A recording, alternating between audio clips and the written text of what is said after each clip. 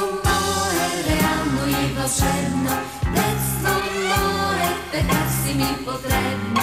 Все се мъча света да обърне, бях на отпръчка при теб да се върна. Пак филмруче дъжди в петак да скрия, пак се слънчето да вдигна олелия, пак с пипер да поръся филия от хлябача.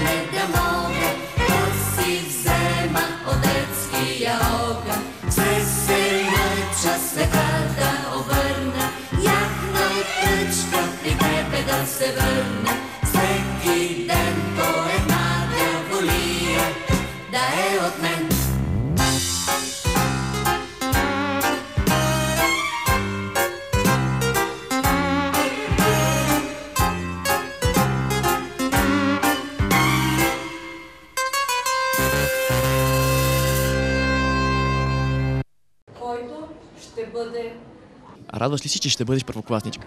Да. Защо най-много? Защото ще порасна, ще уча и така. Какво искаш да научиш в клас? Всичко. Аз мога да чета и да пиша мога.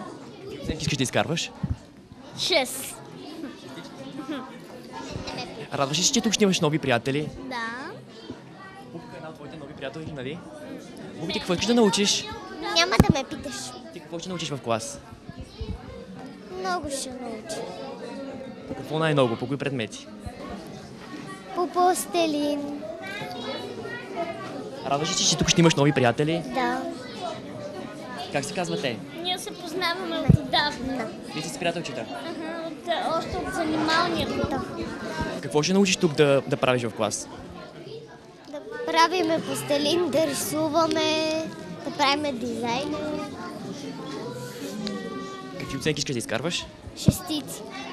Трябва много да учиш обаче за това. Да. Ще се стараеш ли? Да. Радваш ли се, че ще бъдеш първокласник? Да. Защо най-много? Защото се получавам много шестици. Какво искаш да научиш? А, жив... Цифри. Искаш да се научиш да смяташ, да пишеш. Смятам и напиш. Радваш ли се, че тук ще имаш нови приятели в клас? Радвам се. Вече познаваш ли някой? Не всички. Да. Госпожата добра ли ще бъде? А, жълта блуза. Ти се казваш Дани, нали? Да. Радваш ли се, че ще бъдеш първокласничка? Да. Защо най-много? А? Защо най-много се радваш? Защото аз обичам училището. Какво искаш да научиш в клас? Много неща искам. Математика, по-български и други неща. Ще срещнеш и много нови приятели, нали? Да, Вече познали ли си с някой от тях? да. Как се казваш ти? Карла. Ти какво искаш да научиш? Всичко.